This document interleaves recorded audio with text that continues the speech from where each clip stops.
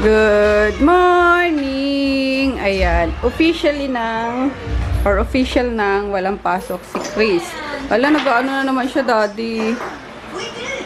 Parang nagbi-blink na naman yung ano niya. Why oh why kaya? Anyway, nag-order kami kagabi guys ng ano. Kasi sinabi ko, diba, nagpapabili si daddy ng ano, ng pizza. So, nag-order na lang kami. Nagpa-deliver. Kaso, alam nyo ba, sobrang palpak niya kagabi talagang na... Chris, pakihinaan ako ng TV, please. Ayan. Sobrang palpak niya kasi yung bill is 900 plus. So, ina-expect ko na may kausap kasi ako sa telepono kaya hindi ko na ano yung order. Yung sa online yung sa telepono. So, sabi ko sa kanya, ikaw na bahala dyan kahit ano. So, pag sabi niya sa akin na 900 plus yung bill, parang, sige, okay, ganun. Expected ko, may something special sa in-order niya or may kasama pang pasta, ganun, ganyan. Just ko dumating 2 box and pag-check ko, alam nyo ba, kinain mo na yata eh. Wala na, ubus na. Ubus na ba yun? Yung Super Supreme, Yung isang ano, yung isang ganito. bilog. Diyos ko, alam niyo yung diameter ng ano, ng pizza na yun lang ang ano, yun lang ang nalagyan ng tawag doon, ng topping. Siguro ganito yung ano, yung kapal ng Ganito. hindi naman. Ganito. Hindi ganito. Oh, ito sum it up. Ang Parang- Super Supreme, yung toppings pang solo, hindi pang family. Nakakaloka. As in, bilang na bilang mo yung mga toppings niya. Kasi tinignan ko dun sa, ano, sa flyer na dapat ganito yung toppings ng super. Sabi ko, binila ko. Kulang to na ganyan. Tapos as in, pag nakita mo, parang hindi man lang, ano, wala, ano, appetizing ba yun? Hindi man lang appetizing na, what? Ito na yung binayaran ko ng 400 plus. Diyos ko, nakakaloka. So, mega, sabi ko, tawagan mo yan. Sabi ko, kasi sabi ko, as consumer, di ba, kailangan worth it naman yung pera mo doon sa, ano, sa binili mo. So, sabi ko, ba't ganun? Sabi ko, ganyan. Sabi niya, ay ma'am, kasi dapat pala in-order nyo na lang yung, ano, yung 499 para buy one take. Sabi ko, wala akong pakialam na, ano, na kung magbayad ako ng mahal. Basta sabi ko, worth it naman sa pera namin. Hindi yung ganito ka ako. Tingnan nyo, puro tinapay. Sabi ko, kaya kung puro tinapay lang din naman pala ibibigay nyo. Di sana tinapay na lang kami dito sa bahay. So, ayun. Tapos pinadalang kami ng isang buo pa. Kasi na-HB talaga ako, kaloka.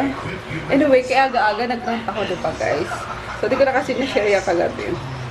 Ay, sa akin lang naman talagang makuha ko yung, ano, yung worth ng pera ko. Yung masasarapan, mabubusog, and then yung mga tapis kasi kung nakita nyo lang talaga, pati kayo ma-HB na yun. Anyway, magandang umaga. Ayun, tingnan natin. Ayun. Ito na gagamitin ko yung bago ng vlogging kami guys. Ay nako, hindi ko nasuot yung retainer ko kagabi. Sobrang antok ko na.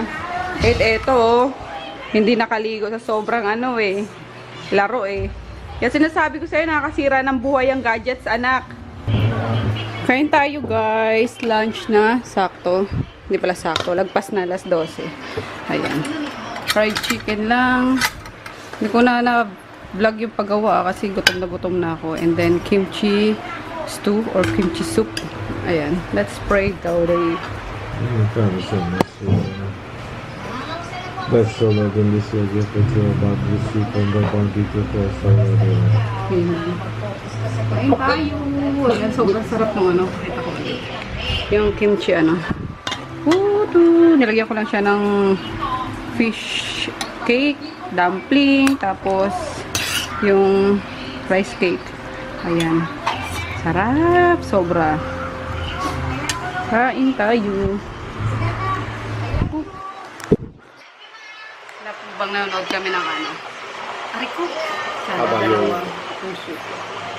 Kain.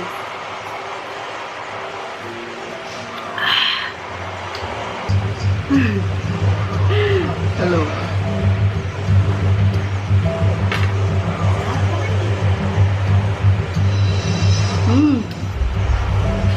Sorry, nanonood kami. Yummers! Kita niyo yun. Hindi. Hindi nila kita. Hindi nakaano yung ano natin. Ay, si Chris pala guys, nasa baba. Naglalaro ng chess. Busog yun kasi ang dami nakain na pizza kanina. Ako gusto ko talaga kanin. Kanin is life.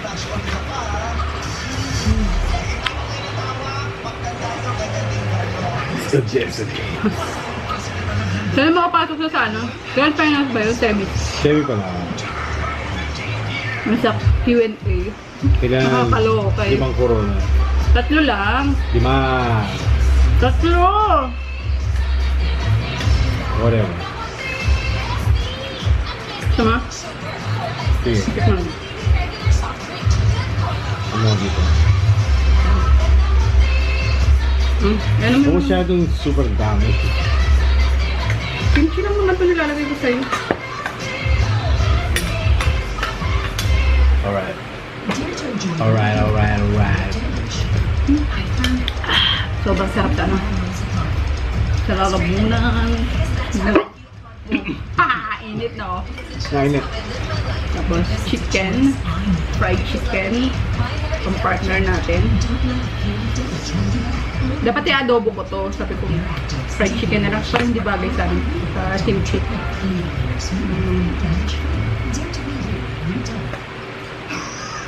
Sarap. Wood 3 simple steps to relieve dry cough terror. Drink it and feel relief. Wood 3 simple steps to relieve dry cough terror. Drink it. Lobat mo naman. Best malumhat.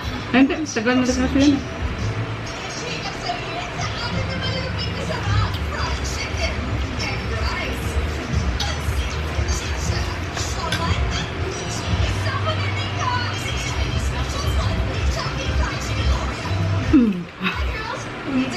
Nilunok na mainit eh, no? Colored.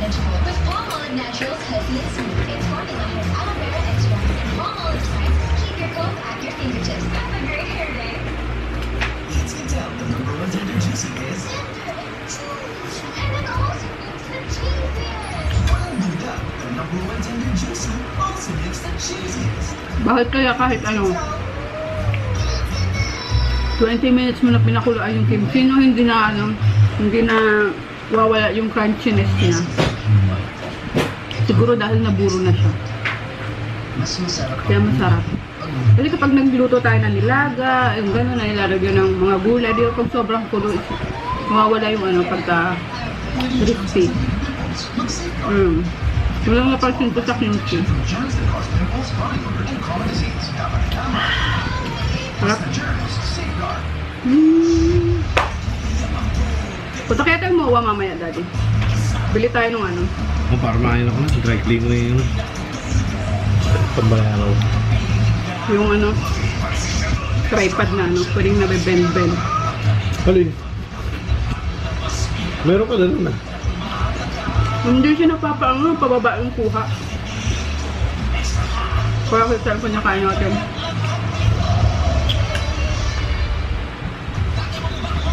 Ang puro bilog. Hindi siya kasi pag nilagay mo yun, straight lang siya. Parang level lang. Yung parang ano siya sa baba. Hindi ko mo. Hindi nga, kulit mo ah. Ay. Ah. Hindi naman, kulit eh. Ayos mo na yung paa eh. Ano ba yun? Ito na natin mamaya. Hello guys! Nakakapagod. Ayun, galing ako sa labas, nag-claim ako ng mga payments sa Palawan. Kaso, yung Palawan sana sobrang lapit na lang dito sa amin. Tatawid lang ako. Doon sa katabi lang ng laundry. Kaso, kulang naman sa pondo. So, no choice ako. Pupunta akong LBC kasi may mga LBC din na kukunin. Although, pwede naman silang pwedeng sa Palawan kunin sa LBC or sa LBC kunin sa Palawan. Kaso, ayun nga sabi ko, mas malapit sana sa Palawan. Eh, kulang pondo ni ating. So, ayun. 4 na lang ang nakuha ko. 4 na katao lang ang nakuha ko. So, 4 na papel lang yun na process. So, ayun. Dumiretso ako sa LBC and then, ayun. Usual, nagulantang si ating na, Mami, ikaw na naman, ang dami mong pukunin. Balikan mo na lang mga alas 7. So, ayun. And since ando naman ako, bala ko din talagang mamalengke na. So, sabi ko, para hindi na ako bumalik dito sa apartment and then pupunta sa Cartimar. So, tinuloy ko na, pumunta na ako doon sa Libertad na palengke. Kaya doon ako na malengke ngayon. At ito ang mga napamalengke ko. Diba? Kasi magluluto tayo ng Bicol Express. So, meron tayong, ito ilalagay ko ngayon guys, sigarilyas. Kasi wala daw ulam yung mga kapatid ko eh. Hindi pumasok si Nang Reyna sa ano, nag-day off daw. So, sige, magluto tayo ngayon. Tatanungin ko muna sila kung makakadaan sila ngayon dito. Kasi, kung hindi, konti na lulutuin ko. Kasi meron pa akong ulam dito kanina. Oh. Yung, ano, kimchi stew. So, yun. Ito, alamang or bagoong. Tapos, ito sa doggies. Liver, chicken liver. Tapos, ito yung, ano, pork. Ito yung gulay. Tapos, ito yung gata. 30 pesos. Ayan, na-extract na siya, guys. So, 30 pesos. Ayan, same lang din naman kasi isang nyug 30 eh. Tapos, ikaw din magpipiga. So, okay na yan, yan na. Tapos, sili. Uy, yung itlog, baka mabasag. Mula ko ng 6 na pirasong itlog. Malalaki kasi. Ayan. Diyan ka muna. Then, ito, para sa doggies. And, pangalawang gata. And, yun, pag bumili ka ng gata, may pangalawang gata naman na. So, kerbals na yan. And then, tofu. Ito yung wala kanina sa ano ko, sa ulam ko. Hindi ko nalagyan kasi wala nga. And then, more sili. Tapos, ayan, mantika pang prito-prito. So, prepare ko na guys kasi alas 6 na para madaan na nila. Nakabalik na ako guys. Galing na ulit ako sa LBC. Works. Ayun. Ay, ang bango-bango na niluluto ko. Oh. Yum. Alam nyo bakit ano yan? Makulay na parang ma-orange at madilaw. Nilagay kong ano, sili is yung nabili ko pa noon pa. Matagal na. Sa bazaar. Yung tawag doon, may parang ginisa siya ng mga ricado na may, ano, may alamang, yung ganun. Nilagay ko na dito kasi may kalahati pa noon. Sabi ko baka masira na to. Pero mahaba talaga yung, ano, yung shelf life niya. Eh, nilagay ko dito lahat. Grabe, napakaanghang, ang sarap. Oh. Tapos nakikita nyo pag, kung gaano ka daming gata niya. Para lalabasin natin yung mantika niyan, guys. Tapos ito ilalagay ko. Ito na yung sigarilyas. So, yay! Natay na rin ito ng mga kapatid ko. Sinabihan ko na sila eh. Ayan. Simmer na lang natin na medyo maano pa yung ano. Palabas natin yung mantika. Ayan. Pinalambot ko siya dun sa, ano, sa pangalawang gata. Yung isang pack nun. Doon ko siya pinalambot. Ayan. Naugisa to guys ha. Direct to sa ano. Sa gata talaga. Wee! Amers guys. Nandiyan na si Japong inaantay niya na actually. Sabi ko 5 minutes. Simmer ko lang siya. Kumusta ka naman? Sema, lagi yan eh. Lagi yan ba yan? Rugado kung sa Bicol. 10 hours ka na naman? 9.5. 9.5. Grabe, diba? Ano ba tawag doon pag sa term ng mga Jollibee kapag ka? Underpaid. Hindi. Ano? Hindi. Mamaya isipin ko, guys. Ayun, kain na kami. Sakto. Okay. Kakarating lang ni Ems. Let's go! Pray na, Daddy. Father, Son, Holy Spirit. Amen. Bless us, O Lord, in this your gift which you are about to receive from thy bounty through Christ our Lord. Amen. Amen. Hatiin mo si baby niya kasi baka hindi kumain ng ano. Niinit ko pa yung ano kanina eh. Abot mo to kay Ems. Ay, grabe. Ang sarap ng pulang natin, guys. Grabe ka-anghang. Yun ang Bicol Express. Talagang nangangagat yung anghang. sabi ni Dayan, ayaw mo ata ipakain, te. Sabi niya, umusok yung bumbunan ko eh. Yun ang authentic na ano, guys, na Bicol Express. Yung talagang tipong yung hindi nyo makakain. Puro sili nga dapat yun eh. Anyway, ayun.